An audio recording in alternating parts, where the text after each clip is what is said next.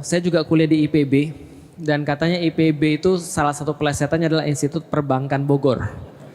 Karena banyak lulusannya yang ikut perbankan. Dan saya juga dulu ketika zaman-zaman dulu rutin juga ngisi di beberapa perbankan. Dan kita juga ngasih tahu pada mereka seperti apa yang ditanyakan. Pertama gini, kalau kita jelaskan tentang masalah riba, riba ini adalah satu-satunya dosa di dalam Al-Quran yang diancam perang sama Allah dan Rasul. Jadi saking ngerinya, riba ini diancam perang sama Allah dan Rasul. Dan kita nggak akan mungkin menang perang melawan Allah dan Rasul. Dan riba ini dalam salah satu hadis disampaikan bahwasanya dosanya yang paling ringan seperti menyetubuhi ibu kandung sendiri. Jelas ya? Nggak mungkin kita bayangkan di dalam kepala kita, tapi itu yang terjadi. Maksudnya Rasul menyampaikan dengan cara seperti itu, bahwasanya riba ini termasuk dosa yang paling berat. Kenapa? Ada yang pernah nanya saya, kenapa Ustadz, kan riba nggak kayak bunuh orang gitu, nggak kayak misalnya contoh pelecehan seksual atau segala macamnya. Kenapa riba itu parah banget? Karena riba itu bisa menyebabkan problematika ekonomi sehingga bisa masuk ke dalam dosa-dosa yang lain. Jadi kayak puasa itu meningkatkan ibadah-ibadah lain, riba ini bisa meningkatkan dosa-dosa yang lain. Nih. Saya kasih tahu ya, contoh ya misalnya ya. Nih lihat, simulasi, kita simulasi. Ustadz Maliki punya duit 100 juta. Felix Yao punya duit 100 juta. Bu Umah buat bank. Taruhlah gitu ya. Kita nyimpen uangnya di bank. Berarti tadi Ustadz Maliki punya duit berapa? 100. Saya punya duit berapa? Berarti saya nyimpen di bank Bu Umah namanya. Oke, kita balik aja. Bu Umah punya duit 100, saya punya duit 100. Bank Maliki, nah ini ada Bank Maliki. Kita berdua nyimpen duit di Bank Maliki 200 juta. Berarti secara ekonomi duit yang beredar di lapangan berapa? 200 juta. Paham sampai di sini? Oke. Tapi tahu nggak cara bank bekerja seperti apa? Nih lihat cara bank bekerja. Bank itu nggak punya uang karena Bank Maliki tadi nerima duit dari saya dan Bunda Umah. Sama-sama 100 juta tinggal 200 juta. Bunda siapa namanya Bunda? Lesti, Bunda Lesti minjem dari Bank Maliki. Berapa minjemnya? Mau minjem sebanyak-banyaknya. Oke kata Bank Maliki, aku cuma bisa minjemin 150 juta. Taruhlah ya, aku cuma bisa minjemin 150 juta. Karena 50 juta harus aku tahan. Kalau Felix sama Bu Uma mau narik duitnya. Paham sampai di sini ya? Oke, berarti dia minjemin 150 juta dengan bunga 10%. Itu udah murah banget tuh. Paham sampai di sini? Berarti bunganya berapa? Tahun depan harus balikin berapa? 150 plus 15, 165 juta. Paham sampai di sini? Oke, sekarang kita coba lihat. Tadi duit di lapangan 200 juta. Sekarang Bu Lesti pegang uang berapa? 150. Bunda Umah punya duit berapa? 100. Aku punya duit berapa? 100. Berarti berapa sekarang duit beredar di lapangan? Realnya 200 plus 150 juta plus piutang yang nanti akan dikembalikan dalam bentuk bunga 15 juta. Berarti sekitar berapa? 365 juta di lapangan sekarang. Bank pegang berapa? 50. Jelas ya? Berarti 365 juta. Awalnya 200 jadi 365 juta. Ibu siapa namanya Ibu? Tia. Nia. Bu Nia jualan bakso. Dulu pas duit masih 200 juta, ibu jual bakso satu mangkok 10.000. Sekarang duit yang beredar di lapangan 365 juta, ibu jual bakso berapa? Oh nggak mungkin 10.000, karena duitnya udah semakin berkurang nilainya. Karena duit semakin banyak semakin berkurang nilainya kan, supply and demand. Maka ibu naikin harga dong. Berapa Bu mau jual Bu? Ya supaya balik modal aku jual 25.000 lah. Oke, yang lain-lain yang gak ikut dalam perbankan ini, loh kok naik? Duit yang tadi saya pegang 100.000 bisa beli 10 mangkok, sekarang cuma bisa beli 4 mangkok. Dalam dunia ekonomi namanya inflasi. Jelas sampai di sini? Artinya apa? Daya beli duit menurun, yang paling untung siapa? Bank Maliki. Gak punya kerjaan apa-apa, tiba-tiba dapat 15 juta dari Bu Lesti balikin. Jelas sampai di sini ya? Dalam kenyataan yang ada lebih parah daripada itu.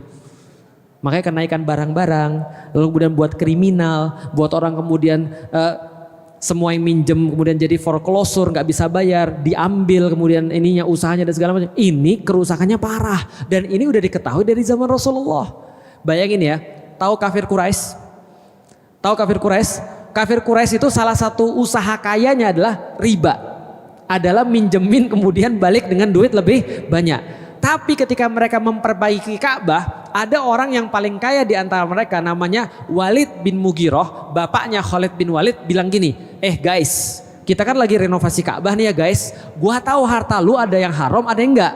Nah untuk renovasi Ka'bah jangan pakai harta haram. Jelas sampai di sini?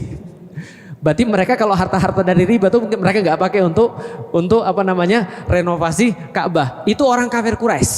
Berarti bagi orang kafir Quraisy riba itu uang baik atau uang jahat? Jelas sampai di sini. Oke, sekarang aku mau ngasih tahu tentang Islam. Islam tahu persis bagaimana kerusakan riba. Maka Allah dan Rasul keras banget dengan riba. Siapa yang diancam? Ada 4 orang. 1, yang memberi riba. 2, yang memakan riba. Yang ketiga, yang mencatat transaksi riba. Yang keempat, yang menjadi saksi daripada transaksi riba. Bagi 4 ini saya nggak punya sesuatu kayak peringanan. Saya nggak bisa bilang tetap boleh, saya nggak bisa bilang begitu. Maka ketika saya ngisi di bank, itu yang saya bilang. Saya bilang 4 ini nggak boleh. Kenapa? Karena ini dilarang oleh Allah. Makanya biasa setelah saya ngisi bedol desa tuh. Artinya bank-bank tuh pada keluar orang-orangnya. Karena ya gimana, saya nggak bisa untuk membenarkan. Karena ini dalil yang saya pegang, setidaknya keyakinan saya seperti itu. Gitu kan ya. Oke, itu adalah tentang 4 tadi. Lalu bagaimana dengan penghasilannya? Oke, sekarang kita masuk kepada ada seorang anak, bapaknya pegawai bank. Lalu kemudian dia kuliah. Waktu itu kita tanya pada ustadz kita, gimana hukumnya bapak kita kerjanya nggak halal, misalnya salah satu kerjaan misalnya kayak di bank yang 4 tadi, lalu dia punya penghasilan untuk biayain anaknya. Maka jawabannya sederhana, yang tanggung jawab bapaknya, uangnya yang dia dapat itu adalah dari usaha yang diharamkan oleh Allah, tapi ketika dia pakai itu bukan tanggung jawab anaknya. Jelas sampai di sini? Jadi anaknya nggak ada tanggung jawab di situ. Karena di antara penghasilan bapaknya selain daripada sesuatu yang haram, ada yang halal juga kan.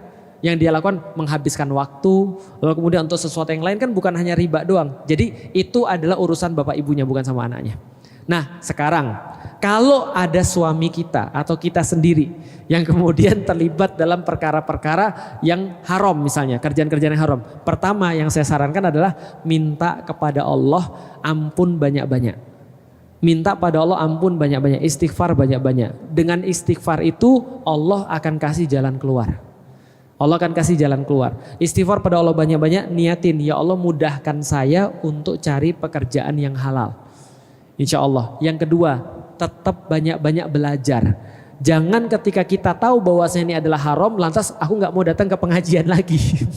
Lah, bapak ibu mau nggak datang ke pengajian, tetap hukumnya haram. Bisa dipahami ya. Datang ke pengajian sehingga lama-lama hati kita menjadi semakin yakin dengan janji Allah bahwa kalau kita meninggalkan sesuatu karena Allah yang haram, Allah akan gantiin dengan sesuatu yang lebih baik. Yang ketiga, didik keluarganya supaya keluarganya siap dengan keputusan terbaik yang akan diambil. Karena ada orang yang nggak melakukan ini, ujung-ujungnya dia cuma main keluar-keluar aja, keluarganya kacau. Akhirnya dia bilang enggak, ini demi Allah. Ya demi Allah betul, tapi keluarganya dididik dulu dong. Nah minta banyak-banyak istighfar, belajar tetap. Lalu kemudian yakinin anak istrinya, keluarganya supaya dia bisa mengambil keputusan terbaik. Orang tuanya juga. Biasanya orang tua tuh yang bilang, eman-eman gajimu. Iya kan ya? Ya bismillah, itu karena Allah. Gitu ya. Jadi dididik dulu. Itu jawabannya. Jadi kira-kira gitu. Ada tambahan? Tambahan sedikit Bunda, ayah bunda sekalian. Tadi kalau dalil tadi udah jelas bahwa riba itu dilarang dalam Islam. Yang kedua, bukan semata-mata di dalam Islam, semua agama itu sebenarnya adalah mengharamkan riba. Ya, semua kitab suci itu mengharamkan riba. Yang kedua, riba itu adalah cara untuk menjajah seseorang. Jadi cara menjajah seseorang itu adalah dengan memberikan hutang dan diikat dengan riba. Kenapa? Karena dengan riba itu seseorang yang berhutang dengan riba itu akan selalu terikat dan tergadai dengan yang memberi hutang, ya. Dan ditambah lagi, ya, kata Allah dalam Al-Qur'an, kalau sudah tahu itu haram, sudah diperintahkan untuk ditinggalkan, tetapi masih juga mengambil, memberi atau menjadi saksi atau mencatat transaksi riba, kata Allah sampaikan kepada dia, Allah dan Rasul akan memeranginya. Dan Allah dan Rasul memerangi kita itu dengan aspek-aspek yang kita nggak tahu. Contoh mohon maaf, di antaranya adalah saya sering beri contoh, ada orang per bulan penghasilannya 10 juta. Tetap anaknya 5 misalkan, penghasilannya hanya 10 juta. Tetapi setiap bulan anaknya bisa makan, sekolahnya terbayar, semuanya sehat, bisa sedekah, bisa nabung, bisa ibadah, bisa ikut pengajian. Ada orang yang penghasilannya per bulan 100 juta. Anaknya mohon maaf mungkin cuma 1, tetapi 100 juta ini mungkin ada yang keliru pendapatannya dari yang haram. Tetapi setiap akhir bulan selalu hutangnya bertambah. Penyakitnya mungkin selalu terus diuji, sulit ibadah, suami istri sering cekcok. Ini artinya bisa jadi ada perang melawan Allah, ada keberkahan yang dicabut oleh Allah. Ingat, keberkahan itu harus dikejar lebih utama, bahwa keberkahan itu adalah ziyadatul khair. Bertambahnya nikmat, bertambahnya rizki, bertambahnya harta harus diikuti dengan bertambahnya tumakninah, bertambahnya tenang kita beribadah, bertambah baiknya suami istri, bertambah akurnya dengan keluarga, bertambah baiknya dengan sanak famili, dan mudah-mudahan harta itu bersumber dari yang halal. Kalau ternyata harta itu semakin banyak tetapi semakin sulit ikut pengajian, semakin tidak akur dengan pasangan, semakin cuek dengan anak, semakin sulit ibadah, semakin tidak tumakninah kita sholat. Nah ini mungkin ada yang perlu diperbaiki dan di cross check dari harta kita. Terutama apa? Ya memang riba, kata para ulama, telah aku buka Al-Quran, telah aku buka kitab-kitab. Tidak ada dosa yang lebih mengerikan daripada dosa riba tersebut. Mudah-mudahan saudara kita yang masih terlilit atau berinteraksi dengan riba, Allah kuatkan imannya, Allah banyakkan ilmunya, dan kemudian keluarga mendukungnya, dan kemudian mendapatkan rezeki yang lebih luas dan lebih berkah. Amin. Amin. Ya Rabbal Alamin. Karena Ustadz Maliki juga ada di grup pengusaha ya, pengusaha anti riba juga dia, sehingga banyak berusaha dengan yang kayak gini-gini. Jadi nanti bisa juga mungkin dikasih kajian tentang riba juga kali.